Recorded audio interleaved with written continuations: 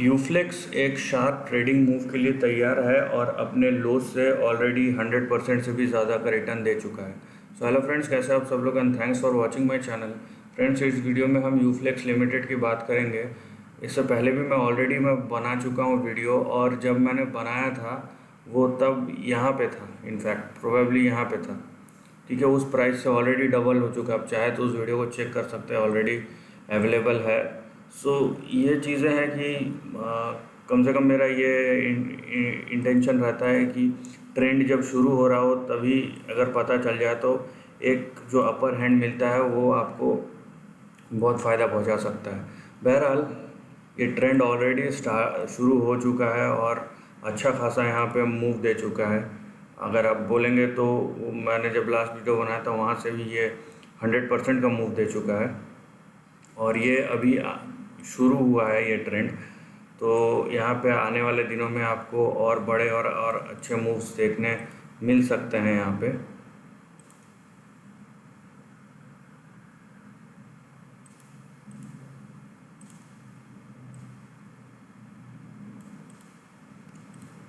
सो ये है आपका ट्रेंड। यहाँ पे बहुत सिंपल सा ट्रेंड है, कुछ ज़्यादा कुछ दिमाग नहीं लगाना है इसमें, बस सपोर्ट एंड रेजिस्टेंस को फॉलो करना है। ट्रेंड में यही एक चीज़ है जो आपको ध्यान रखना है, बाकी सब अपने आप जो है।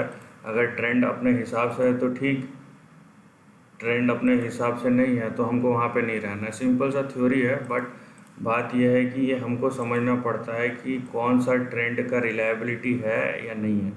सबसे ज़्यादा मुश्किल सवाल वो है। ठीक है, ये ट्रेंड, बहुत सारे ट्रेंड ऊपर नीचे होते हैं, आपको दिखेंगे, लेकिन वहाँ पे उस ट्रेंड को पहली बात पकड़ना और क्या वो ट्रेंड सस्टेनेबल है कि नहीं है, ये अपने आप में एक बड़ा सवाल है।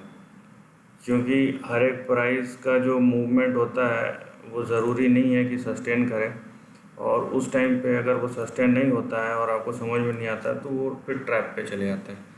तो ये देखिए आपका सिंपल सा ट्रेंड है। यहाँ पे फटाफट से आपको सपोर्ट एंड रेजिस्टेंस बता देते हैं।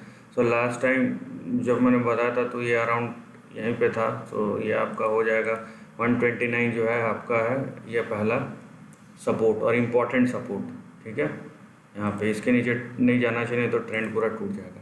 उसके बाद जो आपका सपोर्ट है ये रेंज है, यहाँ पे इमीडिएट जो है जहाँ ये क्रॉस कर रहा है वो है 237 से यहाँ पे 260 तक।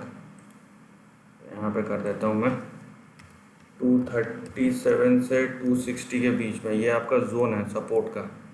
ठीक है, इसके ऊपर जाता है तो हमको पता नहीं प्राइस यहाँ पे जाए या यहाँ पे जाए। सो यहाँ पे जो रेंज होगा वो 700 से 1100 के बीच में होगा। ये तो अच्छा खासा एक मूव यहाँ पे दिख सकता है। उसके ऊपर गया तो, उसके ऊपर अगर प्राइस गया तो आपको नेक्स्ट जो मूव ले आ सकता है वो 1300 से 1800 के बीच में ले आ सकता है। और अगर ये यहाँ तक जा रहा है तो 1400 से, यहाँ पे देखिए 1400 से 2600 के बीच में, ये सब मल्टी ईयर रेंजेस हैं, मैं पहले बता दे रहा हूँ। राइट, 2 हफ्ते में नहीं होने वाली ये सब चीज़ें, अनरियलिस्टिक एक्सपेक्टेशन नहीं रखना चाहिए इंसान को। लेकिन मैं एक ट्रेंड एक्सप्लेन कर देता हूँ कि प्राइस यहाँ पे भी जा सकता है, यहाँ पे भी जा सकता है, इसीलिए 700 टू 1100। उसी तरीके से यहाँ पे भी मैंने रेंज लिया है 13 टू 1800 और उसके ऊपर 14 टू 2600। नाउ प्रोबेबिलिटी सबसे ज़्यादा किसकी है, ये 700 टू 1100 के बारे में, क्योंकि पुराने ट्रेंड में हमें देखने मिला है 1 2 3 4 5 6 7, तो ये लाइन पे तो कम से कम टच करता ही है, तो इसकी प्रोबेबिलिटी बहुत हाई है।